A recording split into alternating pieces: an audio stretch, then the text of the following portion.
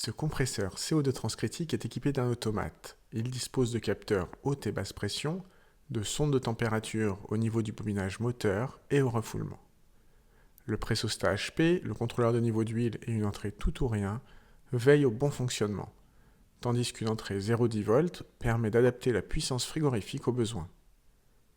En sortie, on retrouve un contact de défaut à insérer dans la chaîne de sécurité et les électrovannes de réduction de puissance. À l'aide du logiciel, on vient configurer l'automate en indiquant le type de compresseur, la stratégie de démarrage, les données concernant la régulation de puissance, ainsi que les différentes protections installées. En fonctionnement, l'automate enregistre l'ensemble des variables. Il indique à l'utilisateur s'il y a des alarmes, ainsi que leurs causes possibles.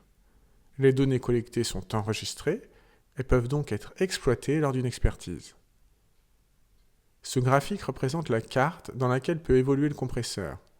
On retrouve la haute pression en ordonnée et la basse pression en abscisse.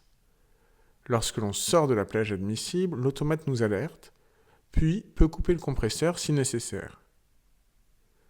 Les deux culasses sont équipées d'électrovannes de réduction de puissance. Lorsqu'elles sont alimentées, le servo-piston qui sépare les chambres d'aspiration et de refoulement se soulève. Un clapet anti-retour permet de dégazer uniquement la partie haute pression de la culasse à l'aspiration. Il n'y a donc plus de travail de compression lorsque l'électrovanne est enclenchée. Au-dessus de 50%, il y a toujours une culasse en fonctionnement et la deuxième par intermittence. Le rendement du compresseur est alors équivalent à une régulation avec un variateur. Lorsque la consigne diminue jusqu'à 10%, l'automate va débrayer les deux culasses, puis en faire fonctionner une un court instant.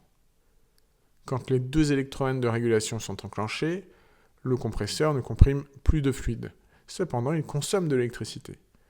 Ce fonctionnement à très bas régime est donc énergivore, mais peut s'avérer utile ponctuellement.